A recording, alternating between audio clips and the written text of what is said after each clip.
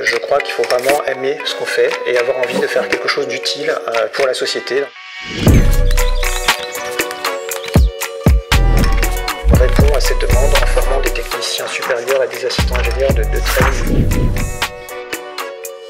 Thérèse, tu es co-responsable de la licence professionnelle microbiologie industrielle et biotechnologie. Est-ce que tu peux nous parler de la formation? C'est une licence professionnelle en microbiologie industrielle et biotechnologie sur le campus des Grands Moulins à l'Université Paris-Cité et elle a pour objectif de former des techniciens supérieurs et assistants ingénieurs dans les domaines de la biotechnologie. En quoi est-ce un avantage de faire cette licence en apprentissage? C'est plus concret. Ces périodes sont assez denses, de 4 à 5 semaines à l'université et avec 6 voire 8 semaines en entreprise. La formation compte 2 options, microbiologie industrielle et biotechnologie, donc 15 apprentis par option. Chaque apprenti est au sein d'un trinôme. D'un côté, il y a le maître d'apprentissage qui va l'encadrer dans l'entreprise et dans l'enseignement, il y aura un tuteur pédagogique, donc c'est une personne qui va être en interaction avec l'apprenti et le maître d'apprentissage tout au long de l'année. Alors, pendant tes études, quelles difficultés as-tu rencontrées ? Moi, c'est ma timidité. On a eu quand même des cours de communication. Ça aide à pouvoir se libérer de cette timidité et pouvoir communiquer. Puis, c'est quand même quelque chose d'important, même dans le laboratoire, dans la vie de tous les jours.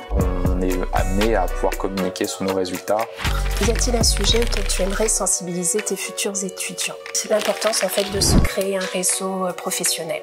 Pendant la formation ou à l'issue de la formation, ça va favoriser également l'insertion professionnelle. Faut pas perdre son temps pour commencer à chercher ce contrat en apprentissage auprès des laboratoires. Je pense que dans ce domaine-là, il y a beaucoup de laboratoires qui peuvent nous ouvrir leurs portes. C'est aussi important d'avoir ce choix-là, de faire attention surtout à ce que ce contrat du laboratoire en question soit en accord avec le sujet de la formation. Alors, si tu devais décrire en 3 mots cette formation, lesquels seraient-ils?